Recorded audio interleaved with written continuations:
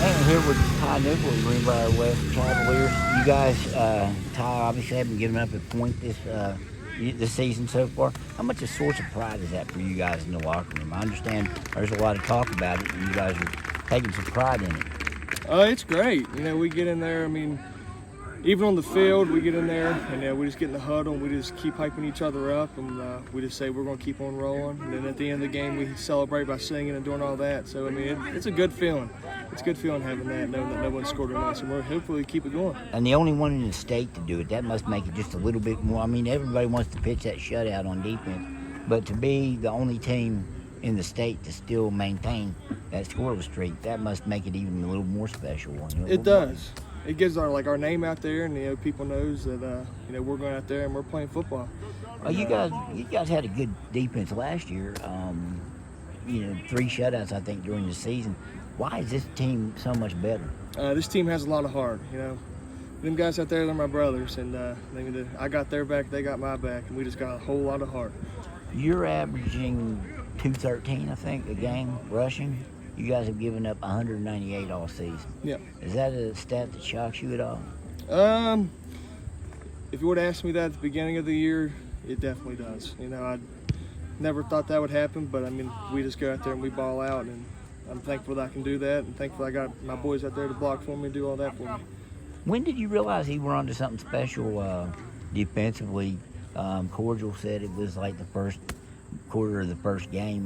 When did you was there sometime in the summer, in the fall practice, in a game this year that you said, man, this defense is pretty darn good?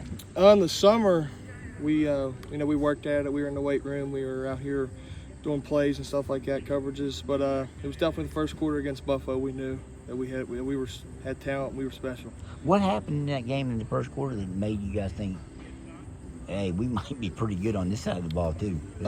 We came out firing. Now, we hit them harder. We knocked them down. We sacked them. We forced fumbles. We got interceptions, and we came out with a whole lot of heart, and we came out with a whole lot of fight. Avery, obviously, you take it game by game. You want to pitch out a shutout every game. Then you've got equal a record. I think that's only been done once in state history, an entire season. But the flip side, you've also got some better teams coming up. What do you do when you think the streak ends? Is that going to be something that you just put, well, that was fun while it lasted? If that happens, have you thought about what might happen when it does end? We know that it's probably going to happen, but we also know that we can't let that affect us. We are going to take it one game by game, and we're going to go here and worry about Meadowbridge, not them scoring us, and we're hopefully going to continue the record. But if we get scored on, we get scored on. It's not going to change us or the way how we feel about it or anything. On both sides of the ball, how much better have you been this season because you're healthy coming into this season? I feel great. I feel like I can run harder. Definitely got my speed back. But it's nice, not having to worry about getting sick or anything like that, knowing that I'm healthy all season.